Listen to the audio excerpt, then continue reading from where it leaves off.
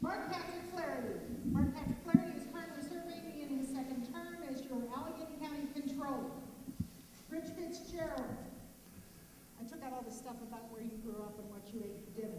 Rich Fitzgerald has owned and operated Aqueduct Engineering, an Allegheny County-based small business for the past 28 years. He's been serving as a member of the Allegheny County Council since its inception in 2000 and as its president since 2004.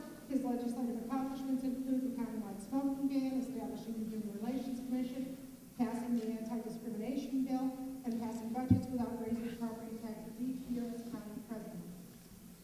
In my questions, I will ask each panel the exact same question to begin. Have you ever been endorsed by, sought, are seeking, are planning on seeking the endorsement of people concerned for the unborn child, like PACA Southwestern PA, or any other anti-abortion group? Who's first? Whoever wants to. Okay. Mark, do you want to? What was the, could you repeat the question? You sort of read it too fast. Have you ever been endorsed by, sought, are seeking, are planning on seeking the endorsement of people concerned for the unborn child, Life PACA Southwest PA, or any other anti-abortion group? I'm pro-life. Is that what you're saying? That's my answer. No, the answer is no. I'm pro-choice. I don't know that it's going to be a big issue when it comes to the county executive. I can tell you the 12 years I've been on county council, I've never once had to take a vote on anything that really related to that. But as far as the answer to that question is no, I have not sought the endorsement of any of those groups that you mentioned. Okay, thank you. All right. I have 3 questions about energy for you. The first one. In December, the Pittsburgh Post-Gazette ran an 8-part series about the region's bad air, indicating that over 8 years, more than 14,000 people died because of air pollution, mostly from power plants and heavy industry. For most of the state, DEP enforces clean air laws, but in Allegheny County, it's the health department. During this series, word leaked out of the health department that Dr. Bruce Dixon had granted a permit to the Chesapeake Power Plant to resume operations with absolutely no pollution controls because the controls in place had corroded from the pollution. This is just the latest evidence that the Allegheny County Health Department is not enforcing the laws, from air pollution to water pollution to lead paint and so forth, to protect public health. In addition, Dr. Dixon is not a county employee, but serves through contract between the county and Pitt. What specific actions will you take to make sure pollution laws are vigorously enforced in Allegheny County? Rich, why don't you go first? I'll go first. I think the series that ran was very disturbing. I don't think the health department has been as vigilant as they should be in enforcing what goes on. Particularly if you look at what's happening in Cheswick, at the power plant out there, or Springdale, Cheswick area, the scrubber went down and nothing was done. It was just like, oh, okay, the scrubber's done, keep on running. That's not acceptable. There are issues there at the health department that are not being addressed, and on both sides. Industry's not happy with the way they operate, or is the environmental community. The permitting needs to be done more transparently. There needs to be more of a check and balance. It's almost like it's judge and jury in the same hands, and there's going to be some changes in the health department if I'm their county executive. Well, I think that there certainly needs to be some sort of adherence to the current rules and regulations. I know that we have federal money coming in to do that, and that needs to be done properly. And at the same time, we also have to focus on our neighbors in Ohio, where we get a lot of our pollution from as well. So it should be a two-pronged effort, not just in our county, but to make sure the adjacent counties and states are living up to the same standards that we are. Because it's very important for our businesses here that they're held to the same standards as the standards are in other counties and other states.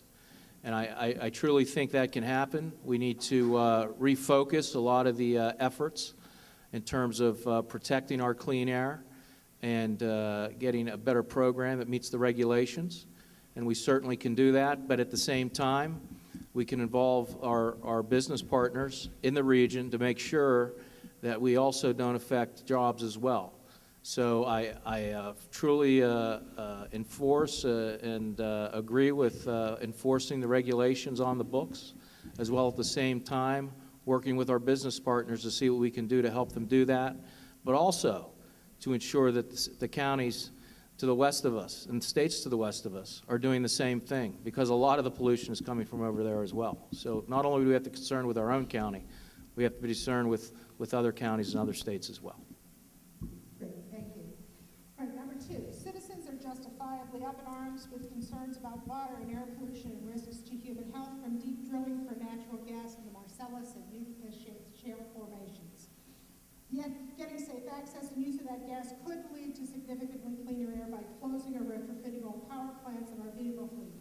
Local governments have little authority over drilling except for zoning. What specific actions will you take within the county, and what state regulations must be in place to protect the county from drilling? Well, I think I'll go first on that. I really think that we need to slow down on drilling and really come up with a comprehensive plan that will ensure that all of our other resources are protected. Our clean air, our clean water. When you go in to buy a gallon of gas and then you go into the market and get a bottle of water, a lot of times we don't realize sometimes that bottle of water costs just as much or more as the gallon of gas. Clean water is going to be a very valuable resource in the future. And we have to ensure that our waterways stay clean. So we have to come up with solutions. And I don't see a plan in place right now where we're protecting the clean water and we're also protecting our residents and taxpayers, both on a safety basis and on a economic basis. I would like to see more of a nexus economically between the gas companies and the residents and the taxpayers, because that's really, when you think about it, that natural gas is underneath us. It really belongs to our children and grandchildren, and there needs to be some sort of economic benefit for the residents of not only now, but of the future, that this resource is preserved properly and done properly. And I think it can be done that way. It's just that we need to take our time and make sure it's done that way. So we need to do one, make sure locally that we're involved locally in our businesses and locally in our workers. Number 2, we need to do it safely so that, schools and residents and everybody's protected.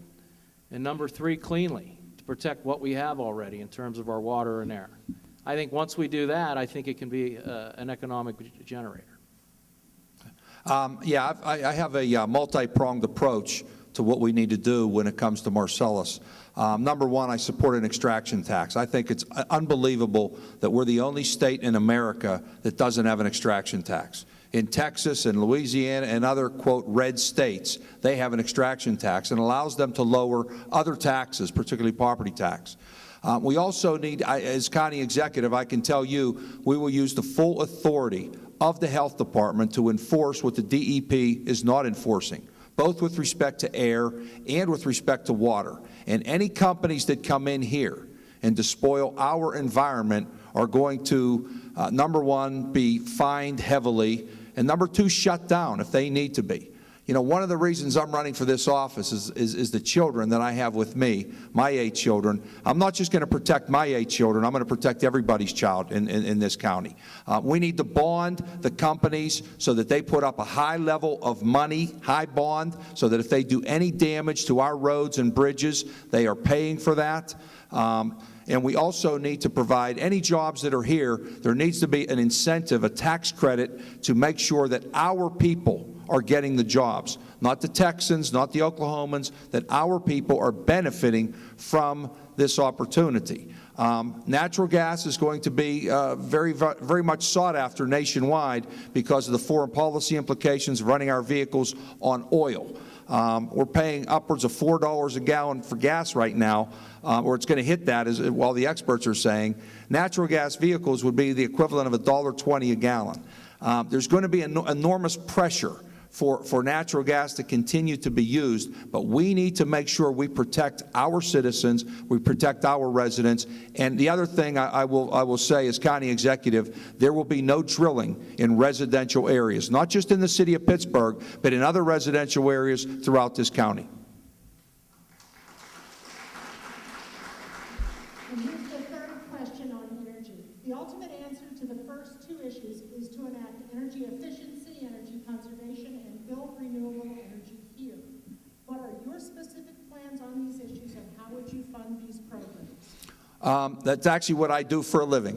What I do for a living is save energy. I've been doing it for 28 years for industry, commercial applications on their heating and cooling applications. It's how I've paid my bills. It's how I've earned a living. I'm proud of the fact that we have really pushed sustainability with LEED certified buildings, LEED certified construction. We lead the nation, actually. We have the highest per capita of LEED certified buildings, and we'll continue to do that. Any development that I am promoting, the development, whether it be in the city or whether it be throughout this county, is going to be sustainable. It's going to be done with an energy efficiency manner. It's one of the things I sponsored on county council. We have a sustainability director who's working full time to make sure that our buildings that we own and operate are as energy efficient as they can be. And it's a very, very big thing. I mean, energy is a multi-pronged approach. It's not just how we develop it and what we burn to operate it.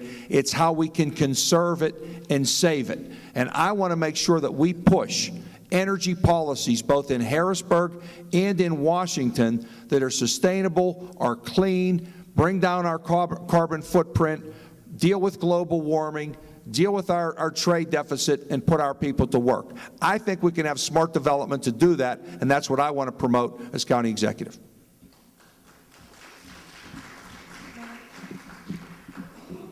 Well, as county controller, I thought about that 2 years ago, and that's when we started doing a lot of research and development on our end. And we've been working directly with the maintenance department on two specific projects in the county. The first project involved putting a green roof upon the top of the county office building, which was just completed this last year, and I think was very successful. In conjunction with that, we also are collecting the rainwater from the courthouse and putting it in our flower beds in the park. I think those two projects were one of the first projects that the county did, and I was a part of those projects. And I think we should continue to do more of those projects.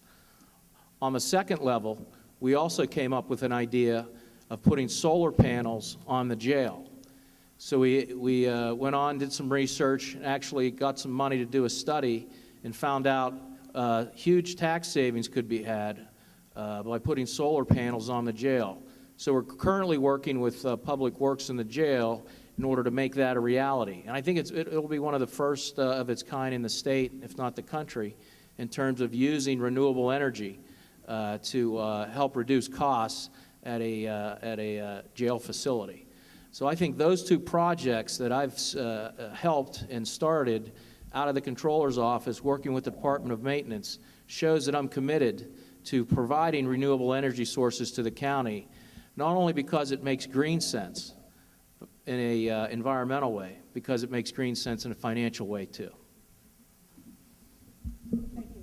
Thanks. So just a reminder, if you've got questions that you want to ask, wave them around, and somebody will bring them up here. I want to start with asking you both to elaborate on answers you gave to Jeanne's first question. Rich, I heard you say that changes were coming to the health department in a Fitzgerald administration. I'd like you to elaborate on those a little bit more in terms of what you mean about transparency. And Mr. Flaherty, in your answer, you spoke about a desire to work with business partners. I suspect there may be some people here who thought that that might be a kind of softening of your position. If that, does that mean that there are cases in which you'd trade environmental protection for jobs? And if not, what does that mean? Well, let me address that then. In order to get clean air, you have to get the polluters to clean up their act. So we need to go to them and work with them on a cost-by-cost basis. And one clear example is down in Clairton, where we're trying to work with them to get that plant in a more compliance with our clean air standards, and they're trying to install a new system down there to clean up their act. So it's one thing to go out and say, okay, we're going to shut you down, but when you shut down 1,000 jobs, you know, and the town empties out, you may not be doing necessarily the correct thing. However, if you go in with a comprehensive plan, an approach that's saying, hey, what do we need to do to clean up your plants so there's clean air coming out of it instead of polluting particles, then we have to work in conjunction with the person that has the plant. So my plan is to try to do more consolidation and more technology within the Department of Health. You can look along the lines of their inspectors and their food inspectors on getting more technology and upgrading their devices to provide more inspections and be more efficient on doing that, as well as more tracking of the standards as well. But in no way, shape, or form am I in favor of softening a position on clean air. However, trying to work with them on a monetary basis to get the money necessary to clean up the plants that are causing the particle pollution. Chris, your question regarding the health department, there's been a level of frustration in, I think, some of the transparency. I've been frustrated, first of all, with the restaurant grading system, that it's just taken way too long. It needs to be updated. It needs to be transparent so that the restaurants are graded. But kind of on a larger scale, it seems that the health department tries to be the judge and jury both for health and economic development, and that's not their role. Their role is to advocate for health.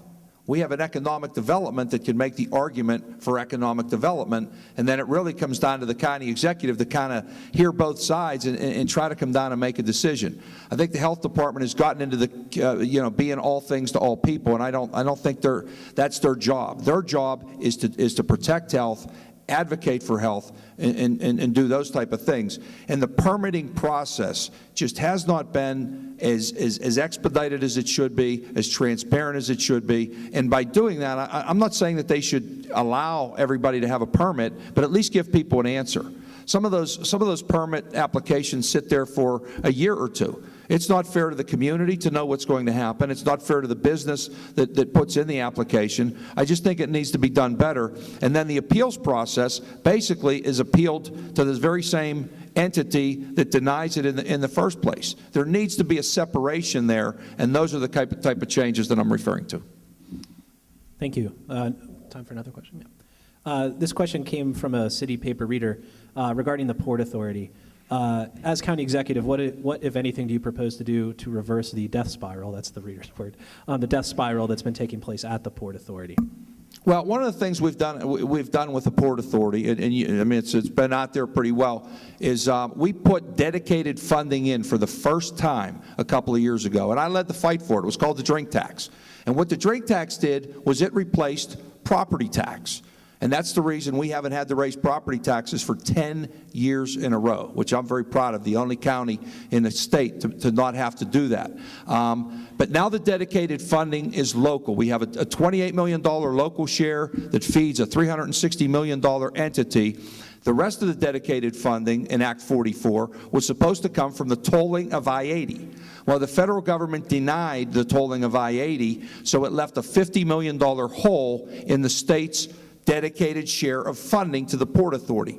They have not replaced that.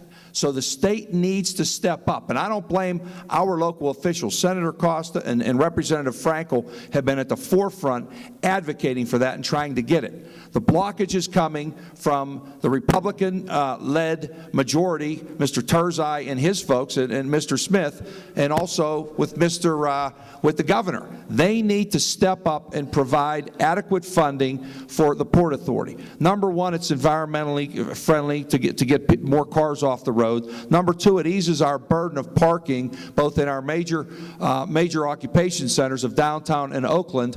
And three, it's an economic development generator. It helps our businesses move forward. We need the state to step up. We put our local share up. We're one of only 3 counties that max out our local share. And you have my commitment that as county executive, we will continue to do that. But the state has not lived up to what Act 44 says they should do. And as county executive, I'm going to use the bully pulpit to put a lot of pressure on some of the leadership that we have in the Republican House to step up and make sure that that funding is restored. Thank you. Mr. Flaherty, your answer, please. Well, I think this is where we differ. I think the drink tax has not solved the problem. It was too localized and it was too centered on one industry. And I think it failed in the fact that we needed a funding stream for transit, not only on a countywide basis, but on a statewide basis. So we went up there with a local fix to a much bigger problem, and trying to make it a local issue, I don't think isn't going to solve it. What we have to do is look at it on a statewide basis and say, how are we going to fix transit? The drink tax has not worked. We need transit as a community. We need to get our workers from home to work and back. We need to get our senior citizens around. We need to get the disabled around. Make no mistake about it, transit makes this town work. And the employers know that as well. But the drink tax is not the solution. It has failed us in terms of providing an adequate funding stream, a dedicated funding stream, in order to make transit work in this county. So we have to go back to the drawing board and look for another solution. And I really think that localized solutions are not going to do it. We're going to have to work with the state and federal government to figure out a way, how are we going to pay for transit? It's a very small part of the county's local match is a very small part of the budget. Management, everything has to be looked at the Port Authority from the top down. We did a 3-part audit that showed there could be millions of dollars in savings by enacting a few good suggestions in terms of management, in terms of maintenance, and also in terms of ways to treat the ridership, where we can start cutting waste and not service. So I think by using those approaches, by cutting waste first and service last, but also by finding another solution rather than a localized and very specific solution of the drink tax, is going to be the answer. That what we've come up with now is not working, and we need something that does work. We had only two. Rich, we'll let you respond in your wrap up. How's that? A final question from City Paper readership, some of whom are just more than anything want to make sure that Patty Weaver isn't our next county executive. What makes you the best Democrat, or the Democrat to have the best chance to win in November? I get that one. Well, I've been pleased to be endorsed by virtually every local elected official that we have out here, starting with our Congressman Doyle, Senator Costa, Representative Franco, et cetera. The Allegheny County Labor Council endorsed me yesterday overwhelmingly with 80% of the vote, and they've deemed me to be the best chance because I'm an entrepreneur. I can go out and go toe-to-toe with the Republicans on business, on what we can do to create jobs.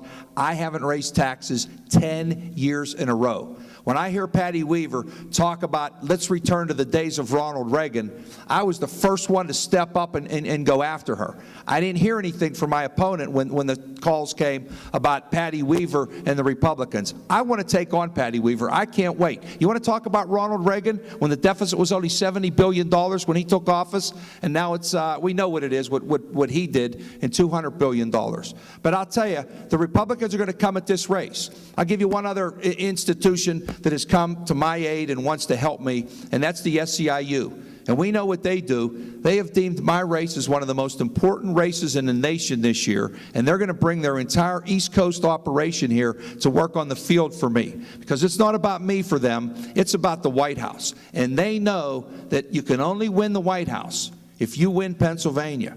And you can only win Pennsylvania if you can win Western Pennsylvania. And they know my work ethic, my energy, and my record is the best chance we have to promote and win the White House next year. I can't wait to take on Patty Weaver. Let's have that. Let's have at it, really. What the Republicans are doing nationwide in Wisconsin, in Ohio, to try to take away collective bargaining, to try to hurt the middle class. It's been a 30-year war on the middle class. And it's about time that as Democrats, we stand up, we take them on the right-wing radio shows, and we go get them. So that's why I'm ready to go in the fall against Patty Weaver and the Tea Party.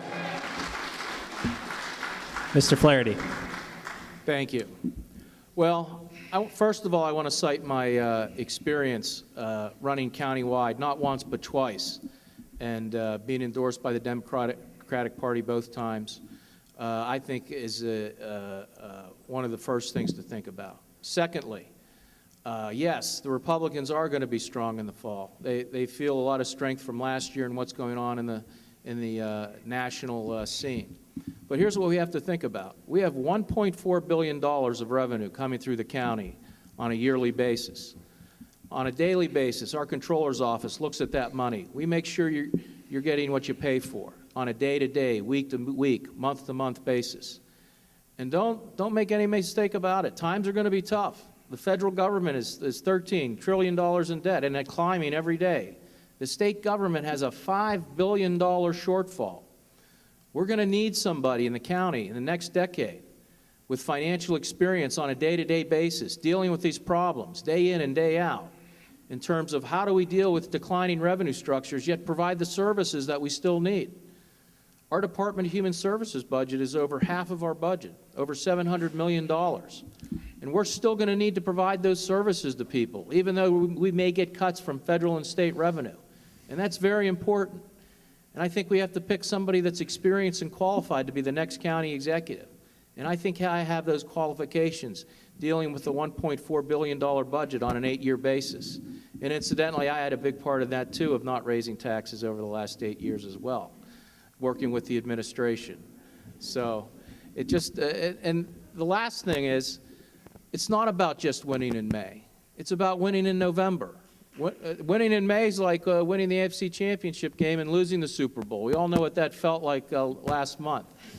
Winning in November is the main part. So we need to find a candidate that's qualified, with experience, that's run countywide, and is able to take on the Republicans, not just in the 14th Ward, not just in the 7th Ward, but can take them on countywide. I'm the only candidate that's run countywide twice. Thank you. You each get 2 minutes as a wrap up. Mark, you're on a roll. Did you want to continue or do you want to go last? I'll go last. Okay. First of all, I'm going to ask Mark to answer this question. We had two choices a couple of years ago when it came down to the drink tax. Harrisburg only gave us two choices, property tax or drink tax. Well, the third choice was not to fund transit at all. So we had three options. $28 million out of your property tax, a new tax called the drink tax, or don't do the local match at all and we have no transit. So if my opponent is saying he wouldn't go for the drink tax, that means he's either going to raise property tax or he's not going to fund transit at all. It wasn't an easy choice. When you sit there and make a vote, and I see John DeFazio back there, John and I had to make a decision. It wasn't an easy decision. I didn't want to institute the drink tax. I don't want to institute any tax.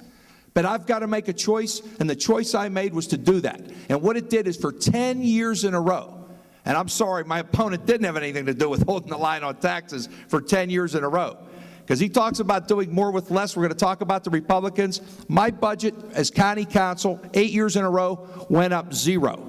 My opponent's budget went up 45% over those 8 years. So when Patty Weaver talks about cutting government, she's not going to come at me cutting because I was 0 over 8 years in a row. But my opponent's office went up tremendously. It was one of the highest departments going up over those 8 years.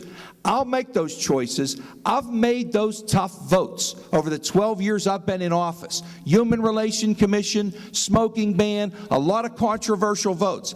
I'll step up and make the votes, and then I'll defend it. I'll defend what I have to do because I want to do things that are right for the people. And if you want to criticize the drink tax, that's all well and good, but that means you're for raising property tax.